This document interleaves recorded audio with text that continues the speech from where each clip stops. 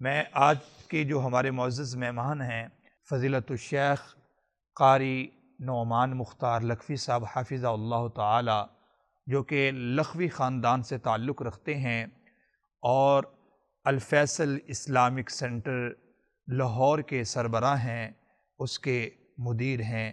میں ان کا شکریہ ادا کرتا ہوں۔ فضیلت الشیخ قاری نعمان مختار لکھوی صاحب عالم دین ہیں، اسلامک اسکالر ہیں اور اپنے دروس اور خطبات سے لوگوں کو مستفید فرما رہے ہیں۔ آج کا جو ہمارا ٹاپک ہے، آج جس موضوع پہ ہم گفتگو کرنے والے ہیں وہ ہے کہ دین کی جو تبلیغ ہے اور اصلاح جو معاشرہ ہے، اس میں علماء کا کیا کردار ہے۔ عموماً سمجھا جاتا ہے کہ جو علماء ہیں یہ جو دین کی تبلیغ کرنے والے ہیں، معاشرے میں جو اسلام پر تنقید کرنے والے ہیں، سمجھتے ہیں کہ ان کا بہت بڑا بوجھ ہے یہ ہمارے معاشرے پر۔ آپ کیا فرماتے ہیں کہ اسلام کی تبلیغ اور اصلاح معاشرہ میں علماء کا کردار کیسا ہے؟ اصلاح معاشرہ میں بنیادی کردار بلکہ اہم ترین کردار علماء کا ہی ہے جی۔ اور علماء کرام چونکہ یہی انبیاء کے وارث ہیں، جی جی، اور انبیاء کو اللہ رب العالمین معاشرے کی اصلاح کے لیے بھیجتے ہیں۔ جی جی، تو علماء کا بنیادی کردار وہی ہے جو انبیاء کا ہوا کرتا تھا۔ جی جی جی، اور انبیاء وہ معاشرے کی اصلاح یہ صرف ممبر و محراب کے ذریعے ہی نہیں، معاشرے میں ہر جگہ اہل علم کی ضرورت ہے، اور اہل علم کو ہر معاشرے کی ہر فیلڈ میں ہر سطح پہ جا کے جی جی، معاشرے کی اصلاح میں کردار ادا کرنا چاہیے اور کرتے بھی رہتے ہیں۔ تو معاشرے میں جو بگاڑ ہے اس کے عوامل کچھ اور خاتمے ہیں۔ کے لیے تو اصلاح کا کردار شروع سے ہی اب تک علماء کر رہے ہیں اور کرتے چلے آ رہے ہیں، اور ان کا کردار بہت اہم ہے۔ تو یہ آپ دیکھیں کہ ممبر و محراب پہ جو علماء آواز اٹھاتے ہیں، سب سے پہلے اصلاح کی آواز ممبر و محراب سے اٹھتی ہے۔ بے شک۔ تو علماء حق گوئی کا حق ادا کرتے رہتے ہیں۔ اب بات یہ ہے کہ علماء کی سننے کے لیے لوگ تیار نہیں ہوتے، یا بہت کم لوگ ہیں جو علماء کو فالو کرتے ہیں یا علماء کے قریب بیٹھتے ہیں یا علماء سے اپنی اصلاح چاہتے ہیں۔ اور جو اصلاح کی تڑپ رکھتا ہو، اصلاح چاہتا ہو، علماء کے قریب، علماء کی مجالس کو اختیار کرنے والے ہیں، جی وہ یقیناً ان کی اصلاح ہوتی ہے۔ جی جی، اور جو جمعے کے لیے ہفتے کے بعد اللہ رب العالمین نے بہت پیارا یہ نظام بنایا ہے کہ ہفتے کے بعد یہ جو جمعے کا سیٹ اپ ہے، خطبہ جمعہ ہے، اس میں اصل میں یہ پورے ہفتے کی ایک خوراک ہوتی ہے، دینی تربیت، دینی تعلیم، اور معاشرے میں جس چیز کی کمی کوتاہی علماء دیکھتے ہیں اس پہ گفتگو کرتے ہیں، جی جی، اس کی اصلاح کرتے ہیں۔ تو وہ گویا کہ علماء تو اپنا حق ادا کرتے ہیں، جی جی، لیکن سننے والے سامعین وہ اس سے محروم رہتے ہیں۔ وہ مکمل طور پہ وہ اپنا وہ ہفتے کے بعد جو آنے والا خطبے کا جو وقت ہے وہی پورا طور پہ وہ سننے کے لیے تیار نہیں ہوتے، وہ نہیں بیٹھتے، وہ تاخیر سے آئیں گے اور جلدی جلدی نماز پڑھ کے ادا کر کے دوڑیں گے۔ جیسے کہ آپ فرما رہے ہیں کہ انبیاء کرام کی دعوت کو لے کر علماء چلتے ہیں، اس کے باوجود، اتنا بڑا منصب ہونے کے باوجود ہمارے معاشرے کے اندر کیا وجہ ہے کہ وہ رسپیکٹ نہیں ملتی ہے علماء کو؟ یہ ہمارا بر صغیر میں خاص طور پہ پاکستان میں جو سیٹ اپ ہے نا، جی، اس میں بہت سی باتیں موجود ہیں کہ علماء کو اپنا کردار خود منوانا پڑتا ہے، اور حکومتی سرپرستی نہیں ہے، کچھ معاشرے میں بھی بے رخیاں ہیں، اور اپنے ذاتی مفادات کے لیے علماء کو جی جی، ان کی جو ہے وہ مجروح کیا جاتا ہے۔ جی جی، تو اس بنا پہ علماء کی آواز محدود رہتی ہے۔ جی جی جی، ورنہ یہ نہیں ہے کہ علماء میں صلاحیتیں نہیں ہیں۔ تو علماء الحمدللہ شروع سے اب تک ان کا کردار وہ مثبت رہا ہے، جی جی، اور یہ ہم قرون اولیٰ میں جو دیکھتے ہیں کہ مسجدیں وہی مراکز ہوا کرتی تھیں، جی جی جی، وہی عدالتیں ہوا کرتی تھیں، یہ جو ہمارے تھانوں کا سسٹم ہے اور الگ الگ جو ہے عدالتوں کا سسٹم ہے، تو وہ جب ہم مسجد نبوی کو دیکھتے ہیں تو کیا تھا اللہ، کہ سب کچھ فیصلے بھی وہیں ہو رہے ہیں، لوگ اپنے مقدمات بھی وہیں لا رہے ہیں، لوگوں کے وہی جھگڑے عدالت ہے وہ بھی، اور وہیں پر لوگ اپنے مسائل لے کر آ رہے ہیں۔ ہاں یہ وہی کردار اگر آج بھی مساجد کا بحال کر دیا جائے تو یقیناً بہت سی خیر ہے، اس میں معاشرے کی اصلاح ہے، اور انشاءاللہ اس سے جو ہے یہ ہر قسم کا بگاڑ وہ ختم ہو سکتا ہے۔ ایک عالم دین جو ہے اس کی جو بنیادی ذمہ داریاں ہیں معاشرے پر، ایک اسلامی معاشرے پر، وہ کیا ہے؟ اللہ تبارک و تعالیٰ فرماتے ہیں قرآن کریم میں انما یخشی اللہ من عبادہ العلماء، العلماء، یہ اللہ کا فیصلہ ہے کہ اللہ تبارک و تعالیٰ نے اپنے بندوں میں سے یہ انتخاب فرمایا ہے کہ علماء جو ہیں حقیقت میں وہی اللہ تبارک و تعالیٰ سے ڈرتے ہیں اور اس کا خوف رکھتے ہیں۔ بے شک، انبیاء کرام کے بعد یہ جو علماء ہیں یہی طبقہ ہے، اسی لیے ان کے وارث قرار دیا گیا ہے انبیاء کرام کا۔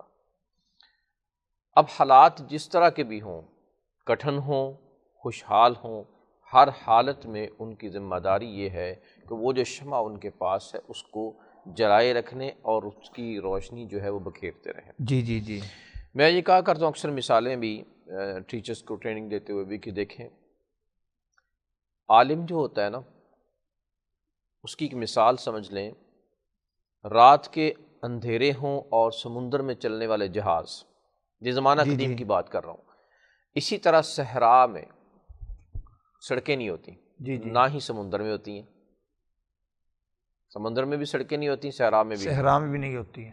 اب راستوں کا تعین کیسے کرنا، وہ ستاروں کی طرف دیکھتے تھے، ستاروں کی طرف دیکھ، ستاروں کو دیکھ کر جب وہ گمراہ ہوتے، کسی سائڈ پہ چلے جاتے، رستے سے گم ہو جاتے، تو پھر وہ ستارے کو دیکھ کے اپنی راہ متعین کر لیتے کہ ہم نے اس طرف جانا۔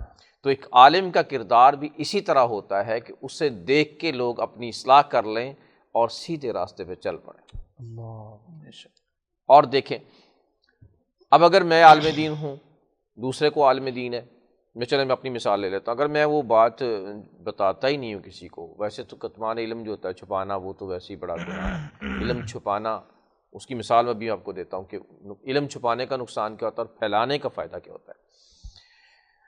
صحرا میں جا رہے ہوں، میرے ہاتھ میں ٹارچ ہے، میرے پیچھے 100 آدمی چل رہا ہے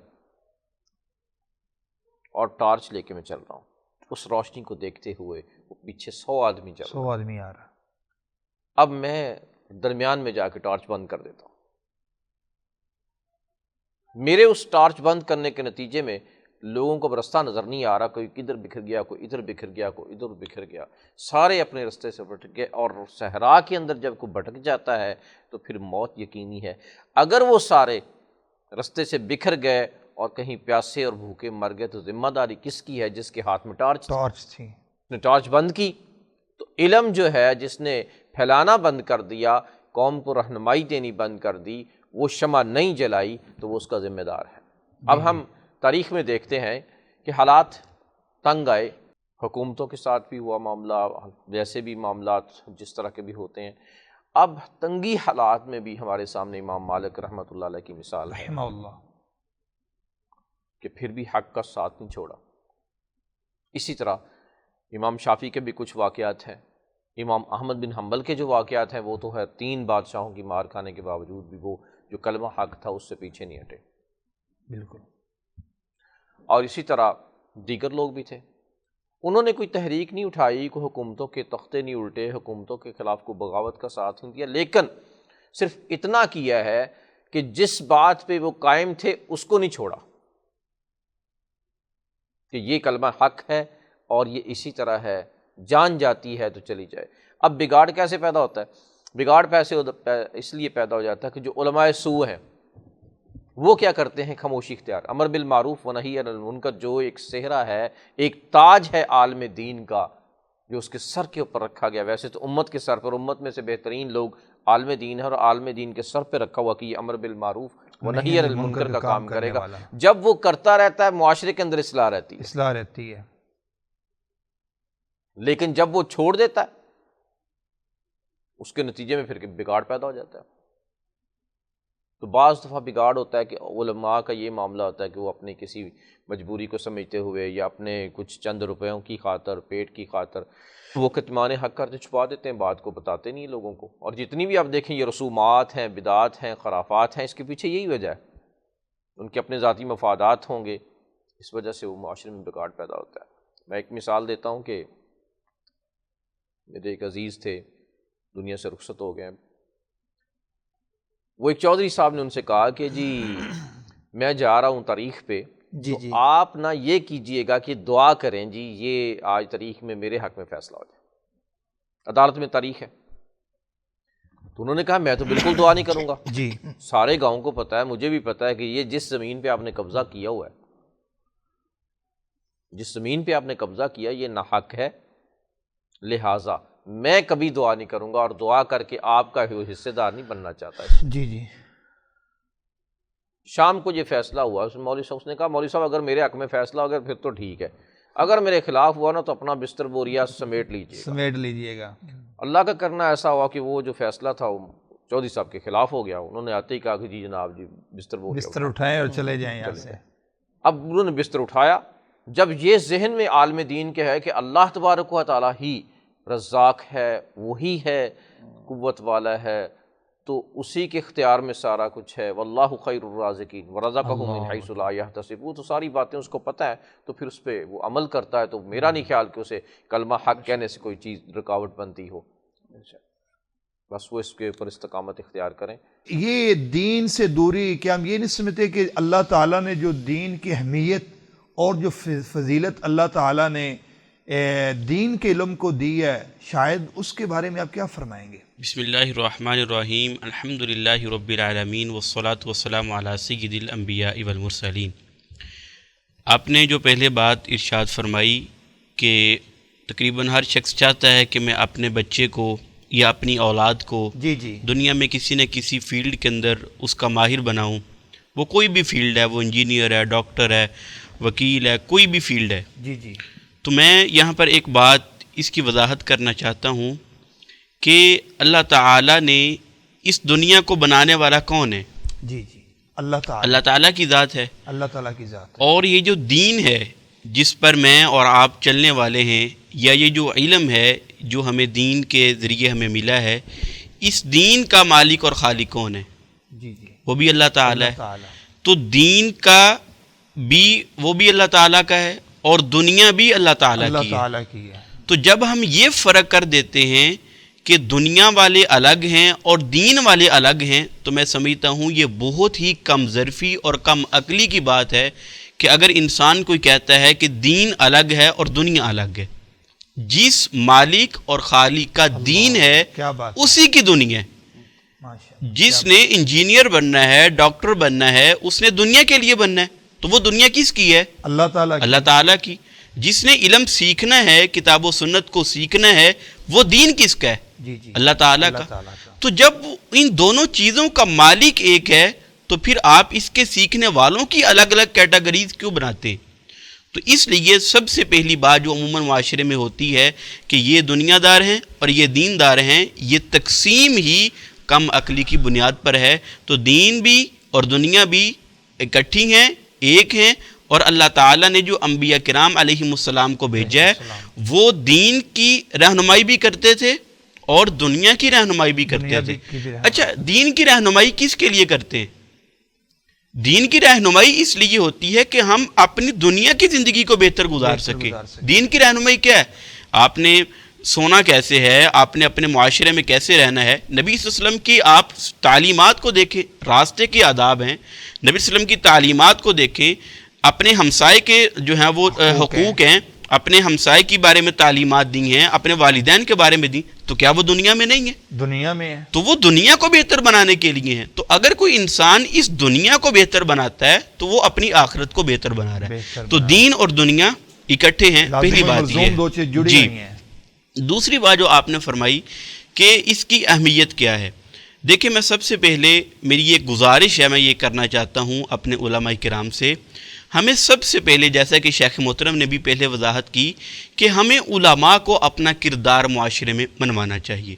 دیکھیں جب آپ لوگوں کی ذہن سازی نہیں کریں گے اور آپ ڈائریکٹ کسی چیز کا فتویٰ یا آپ کسی چیز کو لاگو کریں گے تو لوگ اس کو ایکسیپٹ نہیں کریں گے. اس کی ایک بہت بڑی پیچھے مثال نبی صلی اللہ علیہ وسلم نے حضرت معاذ رضی اللہ تعالیٰ عنہ کو یمن بھیجا تعلیمات دینے کے لیے. تو آپ علیہ السلام نے ان کو یہ نہیں کہا کہ جاتے ہی نماز کا حکم دے دینا, جاتے ہی روزے کا حکم دے دینا, جاتے ہی زکوٰۃ پر لگا دینا. آپ علیہ السلام نے فرمایا کہ جا کر ان لوگوں کی ذہن سازی کرنا, ان کو یہ تعلیمات دینا, پھر اس کے بعد ان کو کہنا کہ یہ نمازیں اللہ نے فرض کی ہیں, اللہ نے زکوٰۃ فرض کی ہے, روزے فرض کیے. تو سب سے پہلے ہمیں اپنے کردار کو معاشرے میں بنانے کے لیے ہمیں لوگوں کی ذہن سازی کرنا ہوگی کہ ہمارا مقام اور ہمارا اس معاشرے میں کردار کیا ہے. تیسری بات جو آپ نے فرمائی کہ اس کی اہمیت اور ضرورت, دیکھیں اللہ تعالیٰ نے انسان کو دو چیزوں کا مرکب بنایا ہے. ایک ہے انسان کا جسم اور ایک ہے انسان کی روح. اگر انسان کا جسم ہے, روح نہیں ہے, تو انسان کا یہ جسم کسی کام کا نہیں ہے. دیکھیں معاشرے میں گھر میں بڑی وقت ہے, باپ ہے, اولاد ہے, بیٹا ہے, سب بڑے پیار کرتے ہیں, محبت کرتے ہیں, جو ہے وہ اپنے باپ کو گھر سے باہر نہیں دیکھتے. بچوں کا دل جو ہے وہ بڑی جلدی اداس ہو جاتا ہے. لیکن یہی جب اس جسم سے روح نکل جاتی ہے تو وہی اولاد پیاری ہوتی ہے, وہی والدین پیارے ہوتے ہیں, وہی عزیز و اقارب اور محبت کرنے والے, پیار کرنے والے پیارے ہوتے ہیں کہ جی اس کو دفن کر دو, اس کو رات گھر میں نہیں رکھنا, اندھیرا ہو جائے گا, دیر ہو جائے گی, اس کو جلدی سے دفنا دو, اس کا جلدی سے جنازہ کروا دو. تو یہ کس کی وجہ سے؟ روح کی وجہ سے. اور اللہ تعالیٰ نے جسم کی بھی ایک اپنی اہمیت ہے. انسان صحت مند ہے, تندرست ہے, انسان توانا ہے. تو اللہ تعالیٰ نے دو چیزوں کا مرکب انسان کو بنایا ہے, جسم اور روح. جو اللہ تعالیٰ نے جسم انسان کا بنایا ہے وہ اللہ تعالیٰ نے مٹی سے بنایا ہے, اور اللہ تعالیٰ نے اس جسم کی غذا اور اس کی جو خوراک ہے اس کا انتظام بھی مٹی سے کی ہے.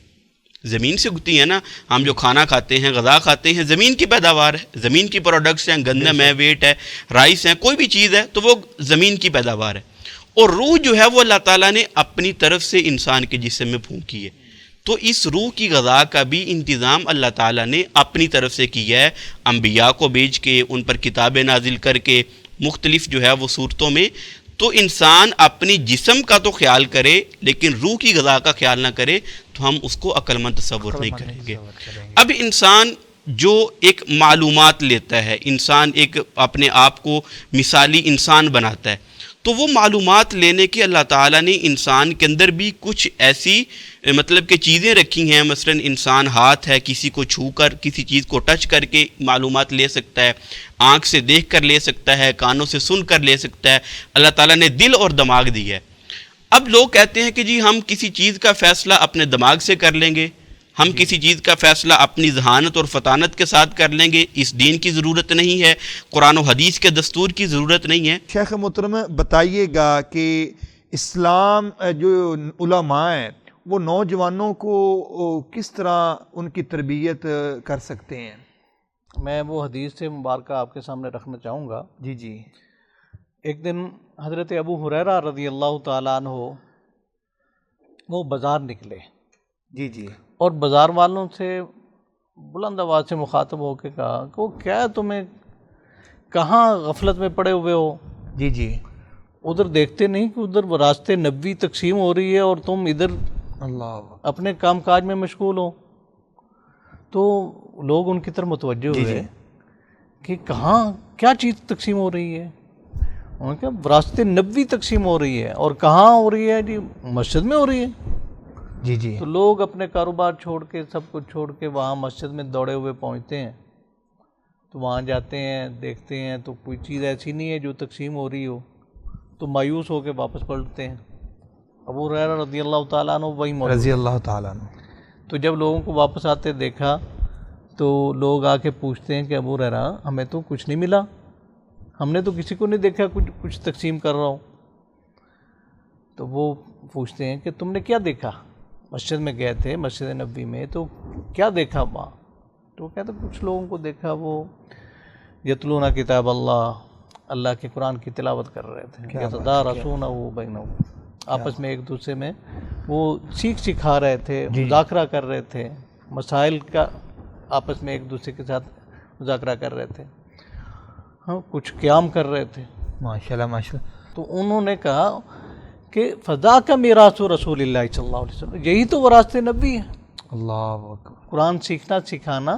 تو اس سے یہ ہے کہ نوجوانوں کو مساجد میں لایا جائے اور مساجد میں ہی یہ علم کے مراکز، یہی علم کی شمع ہیں، اور یہاں پھر علم کی روشنی سے ان کو منور کیا جائے. اور علماء یہی حقیقی وہ علم ہے جو اللہ کا دیا ہوا. اور اس کے لیے اللہ رب العالمین نے دیکھیں پیارے نبی صلی اللہ علیہ وسلم جس کو اللہ رب العالمین خود اپنی وحی کے ذریعے علم دے رہے ہیں، ان کو بھی اللہ حکم دے رہے ہیں وَقُلْ رَبِّ زِدْنِي عِلْمًا.